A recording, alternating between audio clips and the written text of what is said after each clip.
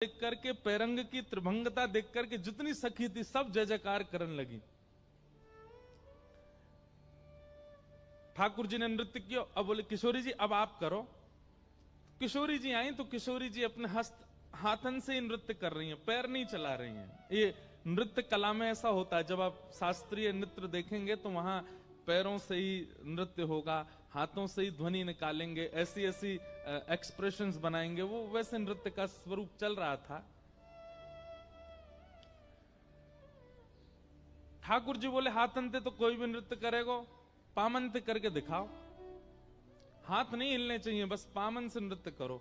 तो किशोरी जी जैसे ही नृत्य करने आई तो आप नृत्य करते करते करते करते करते करते किशोरी जी ने ऐसी गति पकड़ी चरणन से कि सबके नेत्र खुले रह गए, अपलक नेत्रन से सब देख रहे हैं।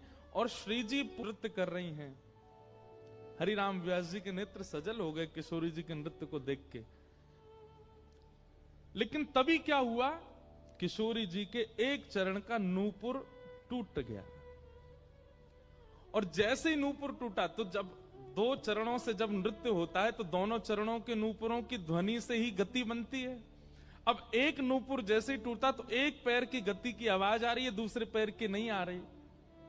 तो कहते हैं 9 गुण तोरी नूपुर गयो।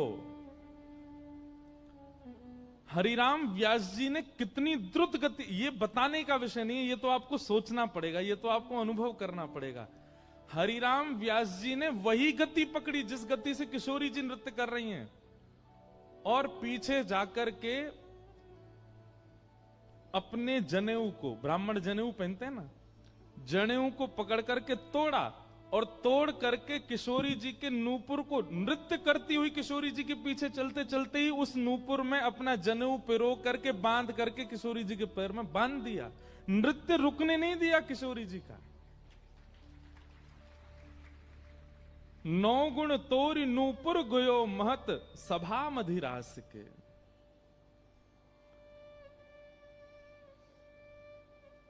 अब ये बताने में मैं बता भी नहीं पाऊंगा, आप ऐसे समझ भी नहीं पाओ। ये तो चिंतन करना पड़ेगा कि किशोरी जी नृत्य कर रही हैं, इतनी द्रुत गति से नाच रही हैं, और तभी हरिराम व्यास जी ने देखी कि एक नूपुर की ध्वनि नहीं आ रही, तो पीछे पीछे दौड़ करके और किशोरी जी के वह नूपुर को पकड़, दौड़ते दौड़ते पकड़ रहे हैं, उसमें अपना जनेऊ पिरो करके बांध करके किशोरी जी के चरण में बांध दिया। किशोरी जी रुकी नहीं है, और वह जो प्रतियोगिता चल रही थी उसमें किशोरी जी की विजय हो गई, किशोरी जी जीत गई। वो तो आज तक